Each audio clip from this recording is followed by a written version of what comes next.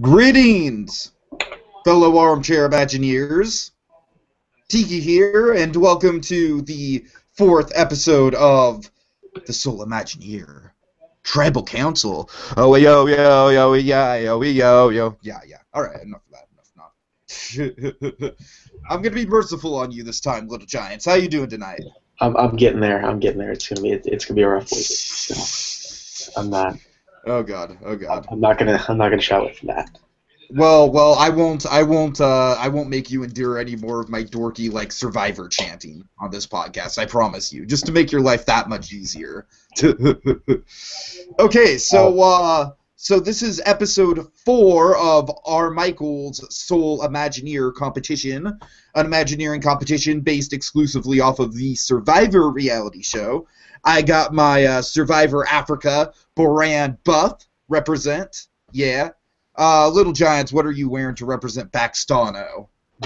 This is a beanie, and Nice. I am wearing a beanie. From All right. So this was an eventful round. We had a very short immunity, or a very short reward challenge, I should say, of 24 hours. So you want to just jump right into that after, let's see, who was last? After Jose was voted out in the last round. The episode 4 reward was Hungry Hippos! Yeah! Woo! Yeah, Trevor enjoys it too. Hey, Trevor. Hold on. Yeah, get out of my head, Trevor. Oh, God. I'm sorry. It's fine. Hold on. Trevor. I'm sorry about that. Can you still hear me? Yep. Okay. Good. Hungry Hippos! Trevor, get him out of here. Hey, are you tired of playing the waiting game? What? Are you tired of playing the waiting game and waiting for my little brother to get out of the room? I'm a patient person. Well, I was just going to say, if you were tired of playing the waiting game, then it must suck, so why don't you just play some Hungry Hippos? Because that's a Homer Simpson reference. Just hitting the little toggle button. Yeah. So. Okay, so Hungry Hippos. Our goal was to create a dining experience in the animal kingdom. How did your tribe go about this with the 24 hours? Well, it was, to put it was chaotic, to say the least. Like I said in the last episode, I wasn't on really at all in that 24-hour span. Mm-hmm. Because of, it's just the way things work sometimes. Jokers also wasn't around a whole lot, and that project really was a lot of Zui and Tiki and Viper just kind of pushing behind and just getting stuff done. And I voiced my concerns and my issues with the 24-hour challenge. I don't like it. I've made it clear that I don't like it. But it was very much just, okay, what's the first idea that comes out? It was Asia. Okay, let's run.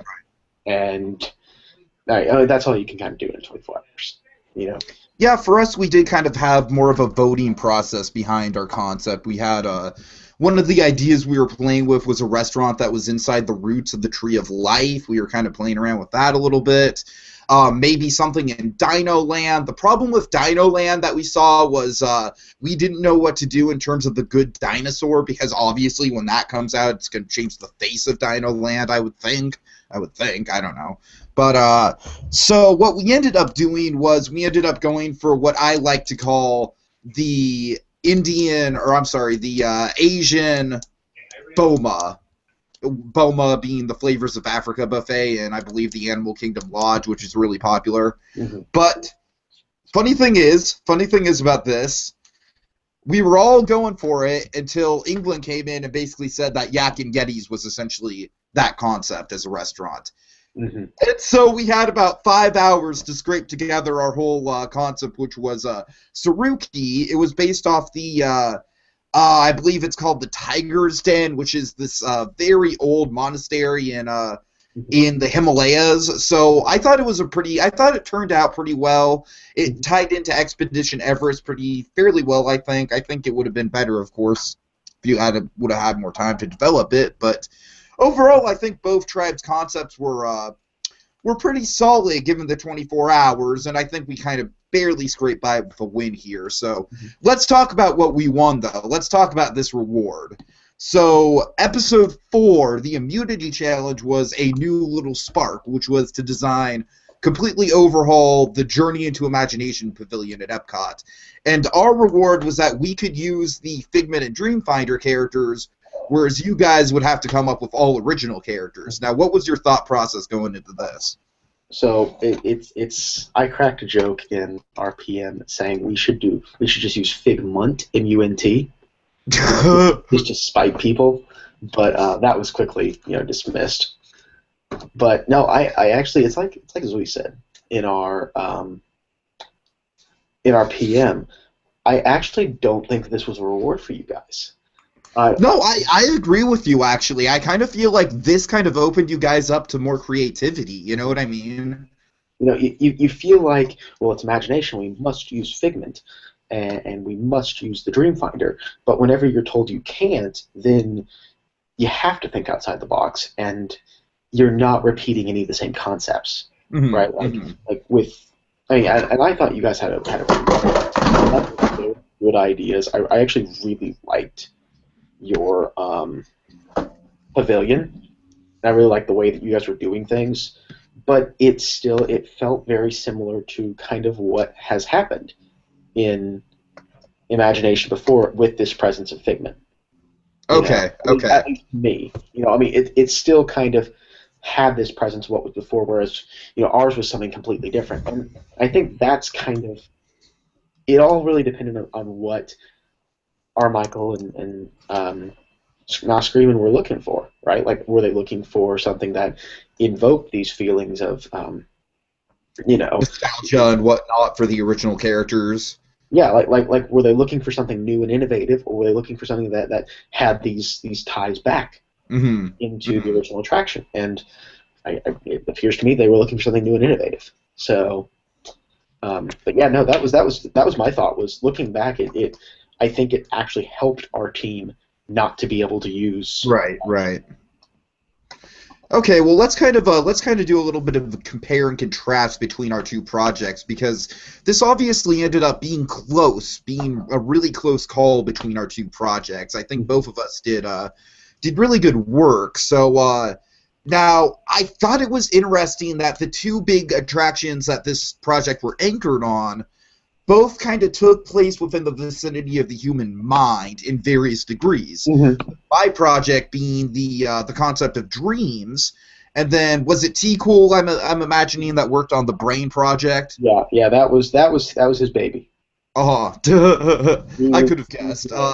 Yeah, so I thought that was really interesting. I thought, looking back and kind of reading over his project more, I really did think he nailed it, and it's interesting how we kind of took on sort of like two different sections of the human mind, and I did obviously a much more fantastical, much more sort of odd, surreal kind of attraction, which I'll fully admit when I was designing it, like, I am really into lucid dreaming and everything, so I was trying my best not to get too crazy with it, but at the same time, I was kind of like, all right, man, this is my baby right here, you know what I mean? 'Cause this is my area of expertise. Exactly. No, yeah, I definitely got that sense of, let's see how wild we can go. Like, I mean, from you guys' project, and I think it really worked. Right? Like I don't know if you recall, but there was a ride at the Hard Rock Park way back, 5 or 6, 7 years ago, that was based off of a Muddy Waters song.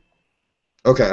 And it was kind of, the idea of the ride was that you were taking a trip on acid.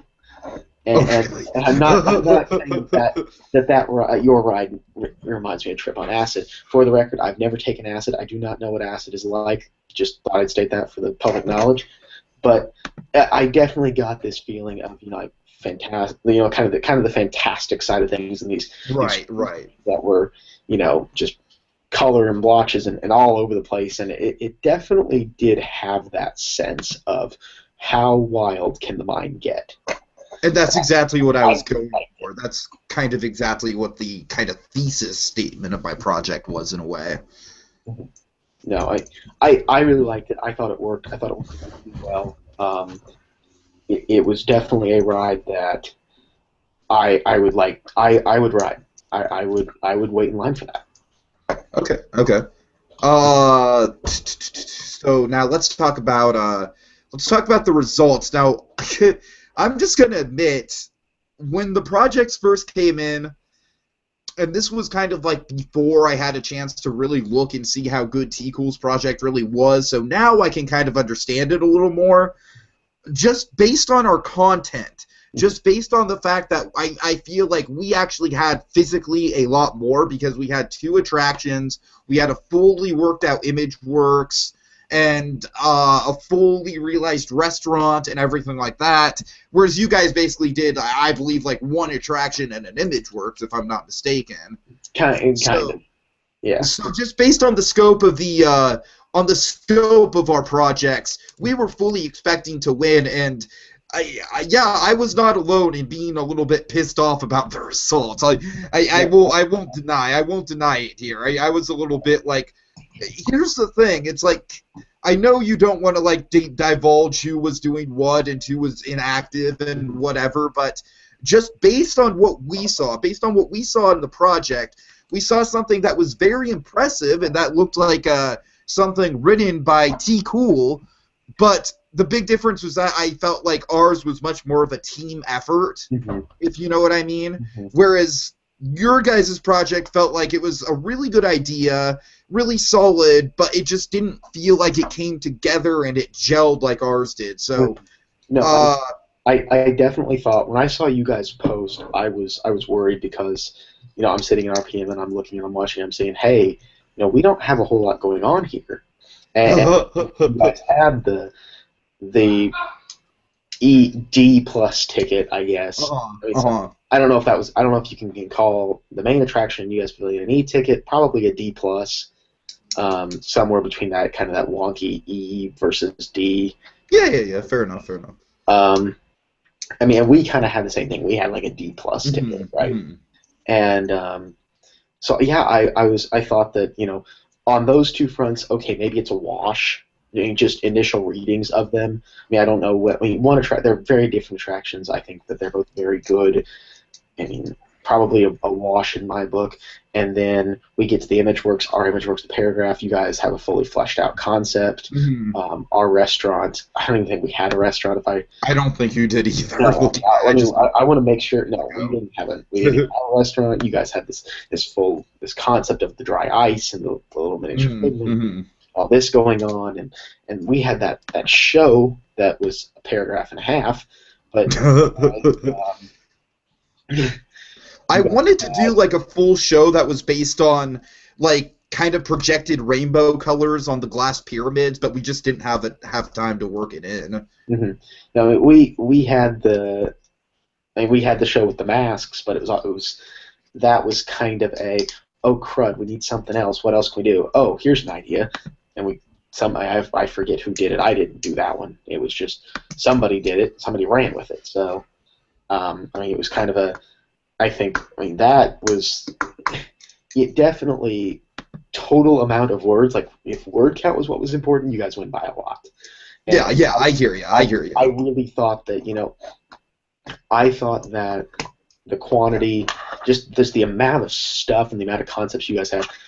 I thought you guys were going to win too. I was really, really surprised when it came out that, hey, we had won another immunity challenge. But I mean, I understand. It's just kind of a taste thing. Like, I feel like M.A. Screamin' in some ways, well, he did say he enjoyed some parts of my concept. In other ways, I kind of feel like he was a little bit lost in some of the surrealist elements I had going on. Yeah. Which I admit is kind of a bit of a risk when you're doing a Disney ride. You know what I mean? Is incorporating like hardcore, like what the hell is going on surrealist elements. No, well, and I think that if there's one thing that I can say in my conversations with M.A. Screaming and with R. Michael, they're both very practical guys.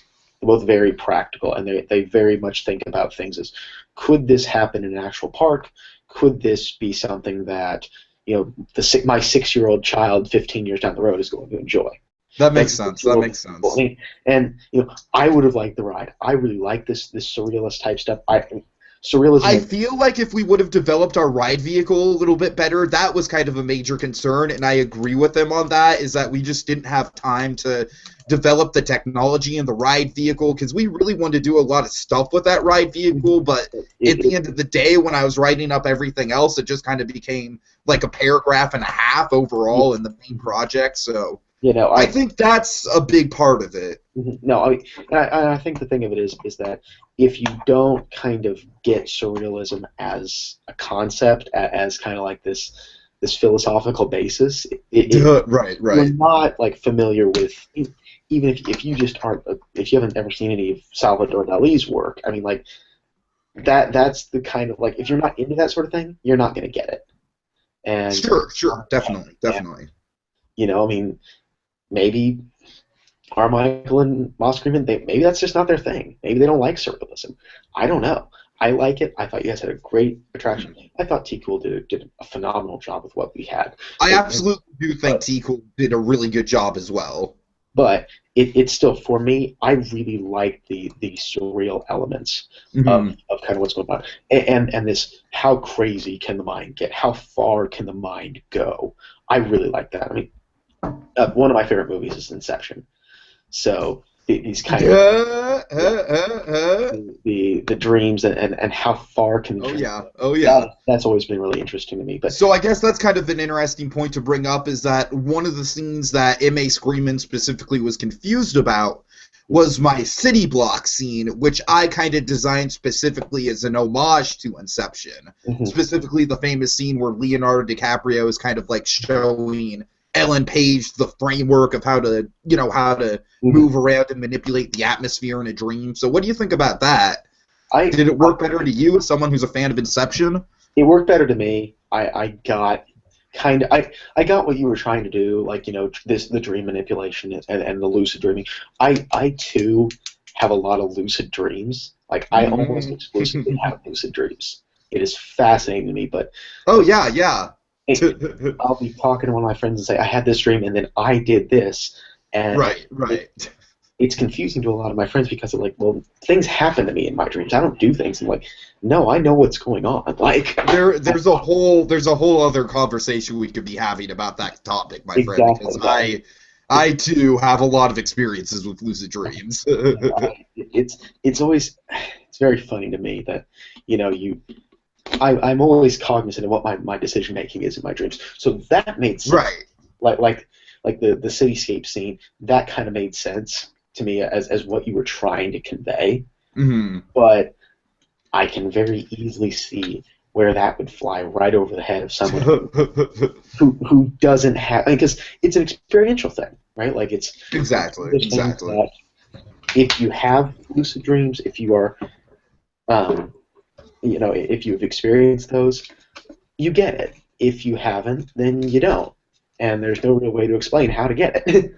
I guess, to me, I mean, I kind of try to incorporate all kinds of, like, lucid dreaming concepts into my attraction, and I felt like that was a very fun thing to do. Specifically, I really enjoyed doing all the stuff with the REM, and the stuff with the teeth falling out and everything like that. Like, those are all classic tropes of dreams. So, in a way, I kind of designed my whole pavilion to be sort of like this whimsical, thrilling, and yet at the end of the day, somewhat pseudo-educational, like, hey, here is what you can accomplish if you can kind of focus your mind when you dream. Well, I think that for me, the best word to describe your attraction was edgy. It was edgy, and it had, well, like the teeth falling out scene, right? Like, I mean, teeth are falling out. It's I mean, I've never seen that in an attraction at Disney World. I'm very proud of the surreal nature of that. How the mouth just keeps going and going. Just the imagery of all that. That's probably the single scene that I'm most proud of in the whole scene, I must say. But I think you'd have to agree, it is very edgy. And absolutely. That's not what the judge is looking for, because I like that. I like edgy. I like big. Well, to be fair, M.A. Screamin did say that the teeth falling out scene in particular was one of his favorite elements. Yeah, no, I mean, But my bigger point being is Mm-hmm. that's part of what you deal with whenever you're dealing with judges. Sure, sure. It's totally subjective. I mean, I thought you guys had one in a heartbeat. Apparently not. Okay. Well, before we talk about the little surprise that went down during our tribal council, let's talk about the swap, which happened like fairly soon after this project was announced. So, you guys chose, shock of all shocks, you guys chose England to come over to your tribe. Oh my god. And you also chose IDI. So, is this kind of like a redux of the Musketeers? I think it was definitely because I was the one who pushed to bring England over. I think it was definitely we knew, shocker, Zui was going to go. Oh, yeah. Again, England and Zwei are both kind of like the two big dogs in the game right now, for sure. Either tribe is dumb if they don't take him, because you have to assume that the other tribe is going to take him. Exactly. Their strongest player. So you may as well take their strongest player, and then it's a wash. And then we just kind of looked at it on paper and said, I mean, for those of us who have frequented WDW Magic, we looked at it on paper and said, okay, who's the second strongest player on Sklarohna, slash the person that we know the best, and it's IDI Institute. That makes sense. Yeah. It's the who is the safe pick that we know can come over and have whoever of the three that stay, and who do we know that can contribute? And so that was who we did. It was. Are you still there? Can you hear me? Yeah, I can hear you, but your camera's frozen. Hello? Ray. Well, I'll go audio. Yeah. If you want to turn your camera. Oh wait, no. There you go. I think you should be good. Just let's just keep going. Whatever. Sorry. But no, it was definitely trade strong for strong, trade, and then go for someone that we knew was safe. I think that, I mean, above all other things, the tribe's basically washed out. But neither tribe is any stronger or weaker now than it was before the merge or the swap. The only thing that changes, however, is the dynamics, and we'll get into that at the end of the show a little bit. Yep. No, but that's the dynamics. Oh yeah, but let's talk about the title of the episode, Saving England. We did it. We saved a whole country. What do you think? We did it. Aren't I so proud? I'm so proud of myself. We saved England. All by ourselves. God save the Queen. Okay, so here is the tell-all story about what went down in Sklarohna, because I know that this is kind of the meaty part of this podcast, so I'm here to divulge. Okay, so keep in mind, well, keeping an air of anonymity at the same time. So, my whole thing with England, of course he's a threat. He's obviously a threat. He is the Batman of this game, as we have previously discussed. Batman. Thing is, as good as he is, I'm not convinced he's going to just go on an immunity run and win every single immunity post-merge. I'm not convinced that's going to happen. And in that respect, I'm not worried about him making the merge, because as of right now, I do see England as an ally for me personally, because we went through the Pokemon project together. We've been really tight since then. I will admit I had a little bit of a not really a conflict with England at the beginning, but as we have discussed with England, it takes a little while to get used to his personality. But when you do, you're just really endeared to him. So, as of right now, I totally acknowledge he's a threat, but I also just feel like, for me personally, getting rid of England at this stage, even pre-merge, would have been stupid, because it would have just been, like, it would have eliminated the strongest, the biggest, most obvious target from your guys' side on our team. And from that respect, who becomes the biggest target? Well, I don't forget things, and so I don't forget the fact that I was the one chosen for the Musketeers twist along with IDI. So I'm not just going to go ahead and eliminate the big target when that makes myself the big target. That's just how I think. That's to me, that's just logical, sound gameplay. It's like I feel like taking England out would have been thinking one move ahead, and I feel like keeping England in the game is thinking 3 moves ahead. Now let's talk about the Matt situation, because Matt got a little bit fired up about this. So yeah, he did approach me very quickly into the challenge about, hey man, like you and me, we really need to get. And he also brought Infinite into it, and he's like, we really need to get England out because we can't let him go over to the other team or else they'll decimate us, and we certainly can't let him make the merge. Okay, now, I'm sorry, but this is just Survivor 101, and I have no guilt about doing this. When you're approached about a plan like this, say yes. Just say yes. Because no matter what your actual feelings are, saying yes will not arise suspicion in the person's eyes right then and there. Because I could have said no, I could have ignored him, I could have said any number of things that would have made him connect the dots that me and England were working together, that I had a deal on the side with other players in the game that would have made me a target to him. So whenever someone, and this is just sound advice for any of you, like this is just a strategy card that I'm just giving out, like, oh god, like here, much like a Six Flags season pass, I'm just giving it out to you, here. Whenever someone approaches you about a plan to vote someone out, say yes, whether or not you agree with it. That is very basic Survivor strategy. Matt, I'm just going to speak to Matt personally for just a second.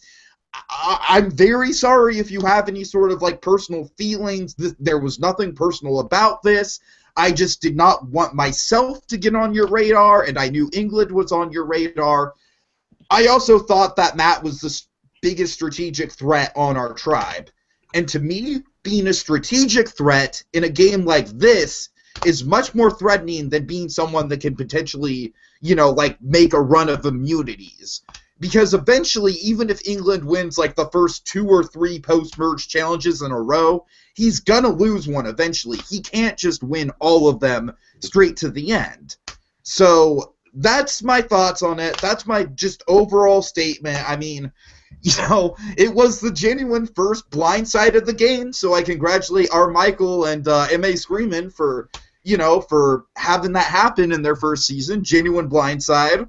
He did not see it coming at all. So, I don't know, to quote Kat from Survivor One World, sometimes blindsides are just fun. So, Giants, what's your perspective on this whole situation? I see your point about saving England, keeping him around. I still don't know if I would have done that. Okay. I mean,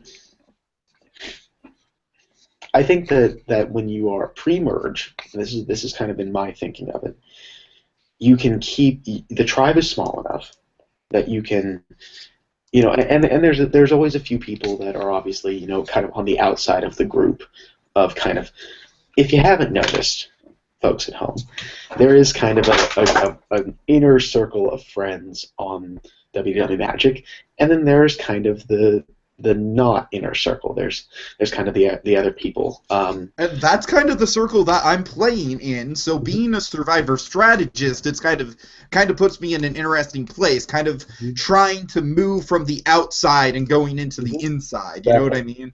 No. But so my only point is this. And England, do not take this as I'm coming for you, because I'm not. I'll tell you right now. But given that opportunity, when you know he is leaving your tribe, and you know that next challenge he's going to be able to beat you, and you can't get him out until the merge, I think I would have made the move to get the whale out. to get the fish out. Because then my only point is this. You know that he's going to the other team, right? Probably the two best players in the game right now, and I think we'd agree on this, are Zui and England. They're probably the two best all-around players. You know you're getting one of them, and you know the other tribe is supposed to get one. If you eliminate the one the I'm other getting tribe... Dwyland on my team, but that does not mean he's going to vote with me or work with me. That's the thing. No, I think that neither move is wrong, right? Like, I think both moves are fine, right? Like either way you decide to do it. Here's one thing about this situation that I want to bring up. I really do truly believe that these new tribes, and I could be totally wrong about this, you know, for all I know, like, our Michael could, like, have, like, a merge at Final 5 or something like that. Mm-hmm. But I would think that for this new tribes, I would think these new tribes are only going to be one round. And so, therefore, I think this new batch of tribes is almost kind of like part one of the merge, because I feel like we're already very much working on an individual basis, even though we're now trying to create projects in a group. I feel like this is just warm up for what the post merge is going to be. And I think that you know, I think this is just kind of the difference in the strategy. I mean, my thing of it is I try to think, you know, 2 to 3 moves ahead, however many I can get to, but ultimately for me, and just this is me in a lot of things, I try to take care of what I can control now. You know, I mean, the opportunity for me for your tribe, and if I was on your tribe, the opportunity had presented itself to A, get one of the strongest players out of the game, eliminate him from contention, and hurt the other tribe in the process. Because eliminating him from your tribe wasn't hurting your tribe anymore. It wasn't hurting your chances to get to the merge. Because as long as your tribe keeps winning, you're going to make it to the merge. Okay, here's my perspective, though. Like I said, I agree with you that creatively, England is probably the biggest threat in the game. Yeah. Matt, on the other hand, he hadn't spoken to me at all on a personal level until this moment. Yeah. And me, that was a little bit of an act of desperation on his end. I mean, I don't mean to sound mean when I say that, but to me, okay, and there's also a political move that I forgot to bring up that also kind of was like the start of us kind of having red flags on Matt. And that was when we were selecting players for the swap. Matt was very insistent on T Cool coming over, and basically nobody else was throwing T Cool's name out there except for him. And at the end of the day, when our Michael, like, Matt basically just threw it out there, like, our Michael, we select T Cool and Zwyland. Now, Zwyland, everyone could agree with.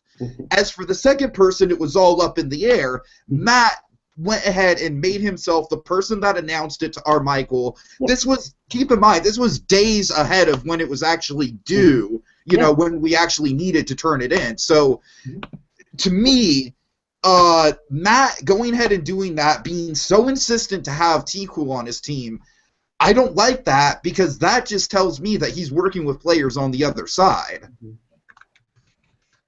And there's just a lot of things about Matt. As good of a player as he was creatively, in terms of strategy, there were just a lot of things that, while I could tell he had a good head on his shoulders when it came to strategy, I don't think he was very good at hiding it, and I don't think he was...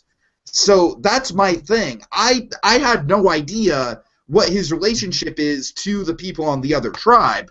In that respect, I have no idea, like you were mentioning before, Matt is part of the in-group of people on WDW Magic. I am not. I do not have those ties. And while England is a huge threat to everyone, he's someone that you guys are all going to want to vote out. I have no idea. Maybe Matt is hooked up with all of you. That's my thought process. That's why I thought it was really dangerous of me to want to keep Matt after that. And I think that's the difference between you and I in the game. you know, for me as someone who's kind of been around the website for significantly longer than you have, you know, I mean, I can kind of a little more see the friendships and who likes who and who knows who and who talks to who outside of the game, and I know this sort of stuff in the back of my mind. Whereas you and Jokers and whoever else has come over, you guys just don't know this sort of stuff yet. You haven't figured it out, and so I think that, you know, the move that you made was the right move for you, but it wouldn't have been the right move for me. Oh, I can totally see that. Yeah, absolutely. Yeah, and we're all playing this game on an individual level. Yeah, no. I think for you it was the right move.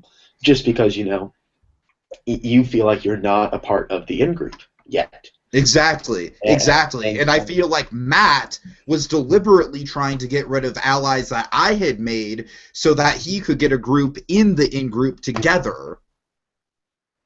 No, so I think it's one of those things that, you know, if you feel like you're not a part of the in-group on the website, I think it was the smart move to get rid of Matt, because you know that England isn't going to be able to vote you out on your tribe and whatever.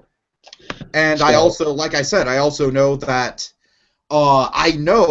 England most likely does not have a chance to work with you guys because you guys really want him out. At least that's what I take away from the situation. Whereas with Matt, I feel like Matt is a lot more dangerous because while he's a really good player, while he contributes a really good fair share of ideas, he's just not the big threat that England is. And I feel like that gave him a lot of power, especially when he is one of the regulars on this site that knows pretty much everyone.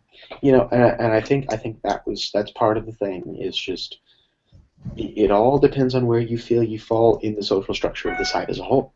Exactly. It's definitely a different thing. And I'm not trying to say that I feel like out of place in the social structure of the site as a whole. No, I'm just saying within the context of these 10 people that are playing the game at this stage in the game, I feel like there's an in-group and an out-group, like we said. I mean, you look at it, we had the conversationalist, right? And it was me and JDM and Sam was in, and Red, when she was still around, was in, Vox was in, and Zui was in, and England was in, and some guys that aren't around anymore. But you had Vox, Zui, me, Red, England, and then Matt was a part. And so, I mean, and JDM and Sam, but we were in a PM that literally talked every day for a year and a half. Right, yeah. Eventually, Tiki kind of came on the website. He kind of got, you know, integrated into our kind of group, but we talked every day for a year and a half in a PM. So that's part of it. And if you look at the guys that are still around, I'm still here, Zui's still here, England's still here, Matt's still here. Well, not anymore. Matt was still there. Still there. I mean, so, and then kind of the crew of people that talked a lot on a very regular basis for a year and a half when we were trying to start the ICS is still there. So I think it's very understandable that you know, got the guys in the group, people in the game that weren't a part of this core group, see it as a threat. Which would include myself and Infinite. You and Infinite and Jokers and Vipra, all four, would kind of be, you know, I mean, if you see that as a threat. Now, I mean, we'll talk after the show if you want to talk after the show, but, I mean, I'm not going to say that we are in any sort of crew. I'm not going to say that we're not in any sort of crew. Oh, of course. I mean, I'll tell you after the show, but long story short, I think that the move that you made and the move that the tribe made was the right move for most of the members of the tribe. England was right to not vote for himself, and then I don't know who the other person that voted for England, and I'm not going to ask you to tell me, or tell the world. But I think for you, that was the right move. Now, if I'm in your shoes, if we were flopped, it's not the right move for me. Yeah, yeah, absolutely, absolutely, because you are in the in-group with Matt, probably. Well, not exactly. But the thing of it was, and I'll say this, since Matt very early in the game approached me and some other members of the group, other members of the game, about forming a cross-tribal alliance. I knew it! Mm-hmm. I knew it! I deferred at the time. Most people also deferred. Okay. So that was on the table. Matt was trying to gain from the very start. Matt. Oh, Matt. You see, I had my instincts about him. I had my instincts from the get-go. Yeah. Well, but I think we've said about all we need to say about this. So. Yeah, I'd say so. Fair enough. So, all right. Well, let's see. Just really quickly, to name off the new tribes we have on Baxtano. We have England, IDI, Jokers, yourself, and Vipra. And then on Sklarohna, we have myself, Infinite, T-Cool, and Zwei. So God only knows how it's going to play out from here. We are in a week-long immunity challenge. My personal theory is that this is the last challenge until before the merge, but we'll see how that plays out. Thank you once again for joining me, Little Giants. It's been a pleasure, as always. And, yeah, it's been a fun time. Come back next time for the Soul Imagineer Tribal Council. Oh, yo, yo, yo, yo, yo, yo, yo, yo.